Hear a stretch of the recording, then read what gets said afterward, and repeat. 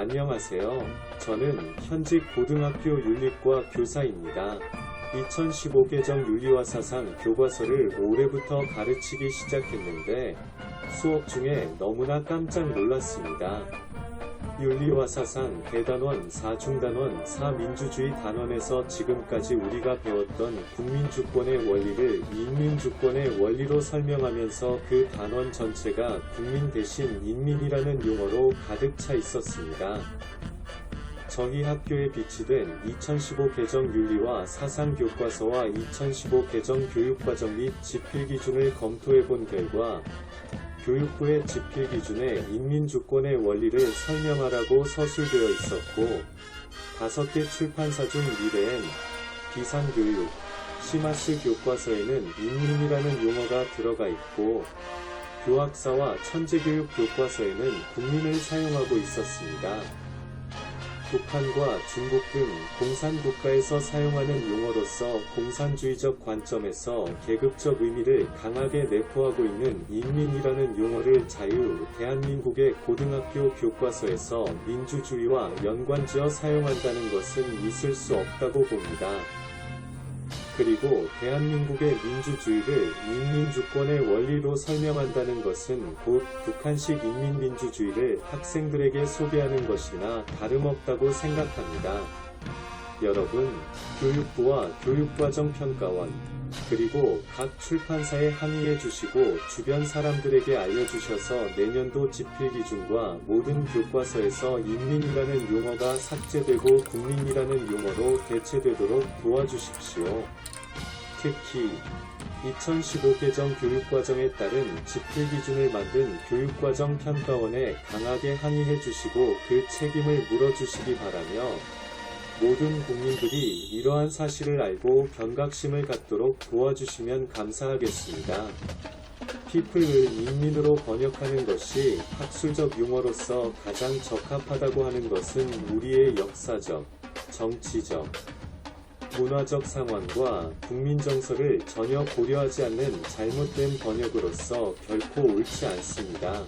더군다나 고등학교의 교과서에 들어갈 내용으로는 결코 적합하지 않습니다. people을 국민, 시민, 군중, 사람 등 여러 다른 용어로 번역할 수 있는데도 굳이 인민으로 번역하여 사용한다는 것은 연방제를 통해 남한의 공산화를 추구하는 북한과 대치하고 있는 우리나라의 현 상황을 생각해 볼 때 매우 불순한 의도를 가진 것으로 볼 수밖에 없습니다.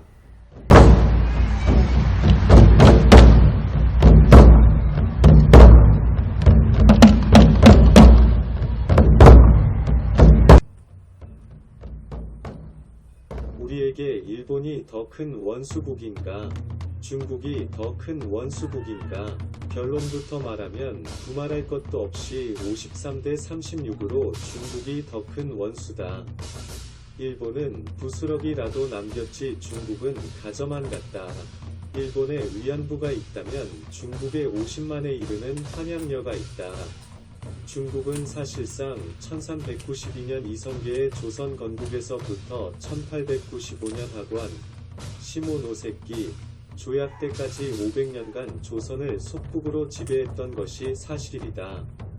1407년 태종은 중국을 숙모한다는 모하루, 모하관을 세우고 영흥문에 전신 홍살문도 세워 중국 사신을 영접해 오다가 중국의 요구로 1539년 중종 때 중국의 은혜를 영접한다는 영흥문으로 이름까지 바꿔 세운 것이다. 시진핑이 트럼프에게 한반도는 중국의 일부였다. 그 말에 우리를 분노케 했지만 사실 그들은 500년 이상 그렇게 생각해왔다. 조선은 무력을 사실상 포기하고 중국 밑으로 스스로 기어 들어간 나라였다. 중국 황제가 스인을 해야 왕이 될 수 있었다. 매년 바쳐야 하는 온갖 공물에 백성들의 진이 빠졌다. 심지어 중국 사신의 서열이 조선 왕보다 높았다. 사신이 한번 뜨면 조선의 산천초목이 떨었다. 중국 조정에 뇌물을 바치고 사신에 임명된 자들이 조선에 와 본전에 몇 패를 뽑았다. 중국 사신이 오면 조선왕이 나가 영접하던 곳이 영흥문이었다. 중국 황제의 은혜를 맞이한다는 것이다. 1894년 발발한 청전쟁에서 패한 중국이 1895년 4월 17일 일본 시모노세키에서 일본의 2등 방문과 중국, 의 이홍장 간의 조인한 조약에서 천국은 조선이 완전한 자주 독립국임을 인정한다. 라고 선언함으로써 조선은 중국의 500년 지배에서 독립할 수가 있었던 것이다. 그리하여 서대문 모화관을 독립관으로 바꾸고 영흥문 자리에 중국으로부터의 독립을 기념하기 위해 독립문을 세운 것이다. 독립하면 일본으로부터의 독립으로만 아는데 서대문에 있는 독립관이나 독립문은 36년간 지배해온 일본으로부터의 독립을 기념하기 위한 것이 아닌 500년 동안 지배받던 중국의 압제에서 벗어나게 된 것을 기념하기 위해 1897년 서재필 박사가 주축이 돼 지은 것이다. 그런데 중국 공산당을 존경하고 반의를 내세우는 민주화 운동권이 권력을 잡으면서 중국이 우리에게 준 막대한 피해는 묻히고 잊혔다. 마침내 6.25 남침을 김일성과 모의하고 우리 국민 수십만 명을 살상한 마오쩌둥을 존경한다는 대통령 2명, 노무현, 문재양까지 등장했다. 독립문에 대한 오해가 희극이 돼버린 사례가 문재양의 2018년 3.1절 기념식이다.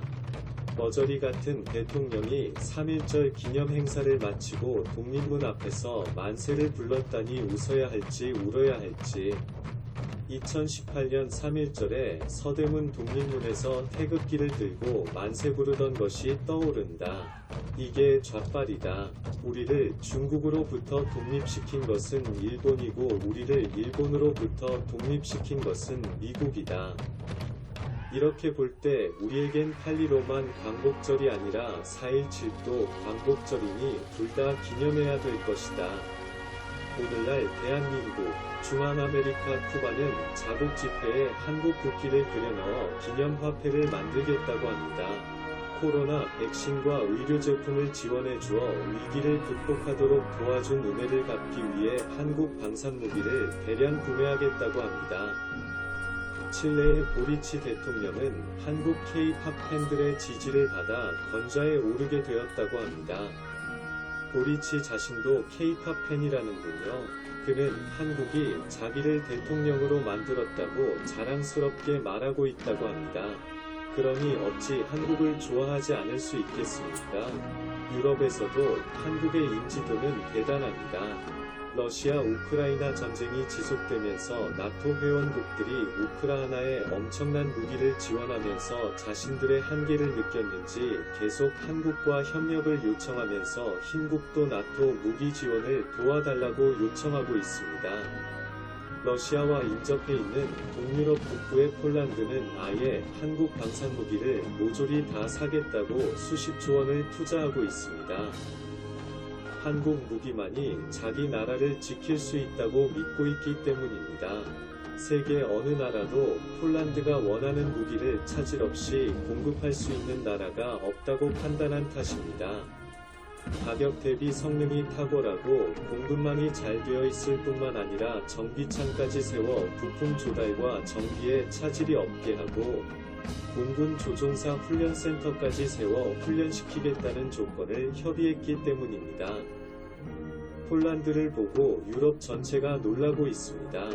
튀르키예 공화국, 옛 터키의 땅은 대부분이 아시아에 속하지만 EU가 튀르키예에게 유럽연합 가입 자격을 부여했습니다. EU가 제시한 가입 조건을 튀르키예가 충족시켜 유럽연합에 가입이 되면 튀르키예는 유럽이 됩니다. 튀르키예는 6.25 전쟁 당시 한개 보병여단을 파병하여 미국, 영국, 다음으로 많은 군대를 보낸 고마운 나라입니다. 그들의 희생은 엄청났습니다. 전사자 721명, 부상자 2147명, 실종자 175명, 포로 346명이 손실을 입고도 전쟁의 잿더미를 딛고 일어나 세계 10위권 강대국이 된 한국의 눈부신 발전에 경탄하며 대한민국을 가리켜 형제국이라며 한국의 성공을 진심으로 기뻐하는 나라입니다. 그런데 최근에 한국 건설사와 튀르키예 건설사가 합작하여 세계 최장 현수교를 만든 것이 큰 화제가 되었습니다.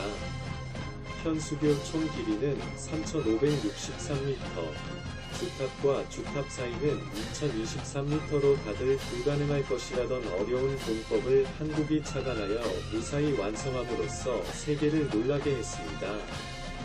이 현수교가 아시아와 유럽을 잇는 유일한 다리가 되었으니 한국의 위상이 높아질 수밖에 없습니다. 이 일로 튀르키예는 거대 도시 건설 인프라도 한국에 맡기겠다고 서두르고 있습니다. 인도반도의 동남쪽에 위치한 남아시아 섬나라 스리랑카는 반정부군이 대통령궁을 점령한 뒤 인구 2,192만, 면적 65,610m 이 스리랑카를 한국에 편입하겠다며 모든 통치를 한국에 맡기겠다고 하였습니다. 1대1로 사업에 13조 원의 돈을 빌려준 중국은 난감한 처지에 빠졌습니다. 아시아인들도 세계를 움직일 수 있는 나라는 대한민국밖에 없다며 세계 패권의 중심축을 형성하고 강대국들이 집결해 있는 북동아시아 중에서도 세계를 선도할 나라는 일본이나 중국이 아닌 한국이 되어야 한다는데 의견을 같이 하고 있습니다. 대한민국은 침략만 받았지 한 번도 남의 나라를 침략한 적이 없는 나라로 근본이 선량한 국민이라는 인식이 있는 데다 어떻게 해서든 남의 나라를 도와주려고 애쓰는 모습을 다 목격했기 때문입니다. 한국은 이제 세계 강대국 틈바니구니에 끼어 살아보겠다고 발버둥치는 작은 나라가 아닙니다. 더 이상 고래 싸움에 등 터지는 새우가 아니라고 세계적 석학들이 나서서 강변합니다. 영국 킹스 칼리지 런던 KCL 국제관계학 교수 라몬 파체코 파르도 박사의 책 새우에서 고래로 이친 전쟁에서 K-팝까지 에서 이런 말을 했습니다.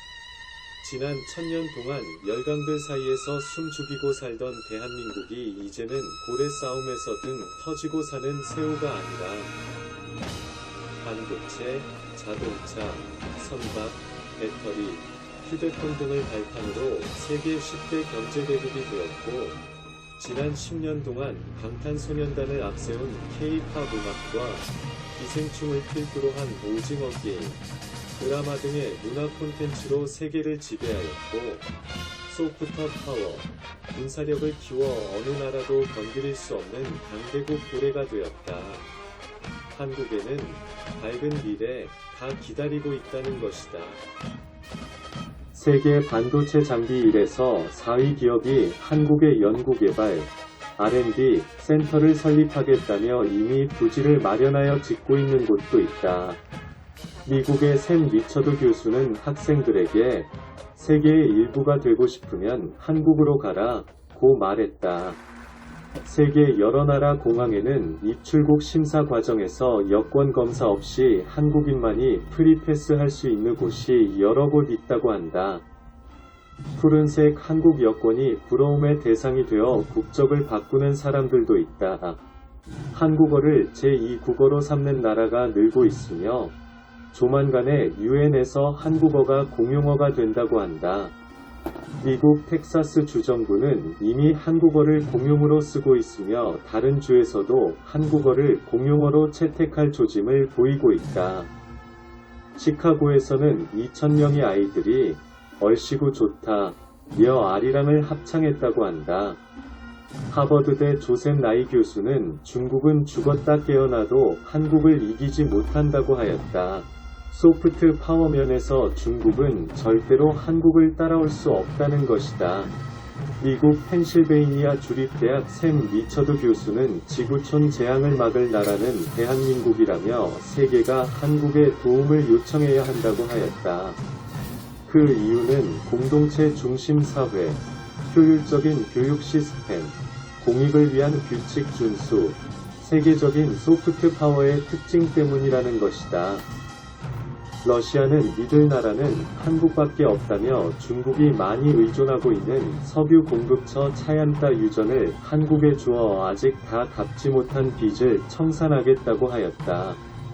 그리고 재정적 압박 때문에 편입하겠다는 연해주를 아예 한국에 팔겠다고도 했다. 러시아 때문에 한국이 대박날 일이 많게 되었다. 한국인은 선천적으로 신성이 착한 데다 예의범절과 정직, 신의를 중요시 여기는 유교적 바탕의 서당 교육에다 개화된 서양 문명을 가지고 들어온 선교사들의 영향으로 민주주의 입법 정신과 기독교 신앙이 어우러져 반공정신이 투철하고 공전과 정의에 기초한 정직, 희생, 헌신이 몸에 밴 민족이라 글로벌 시민의식을 가지고 세계인을 돕는 민족의 특성이 있습니다.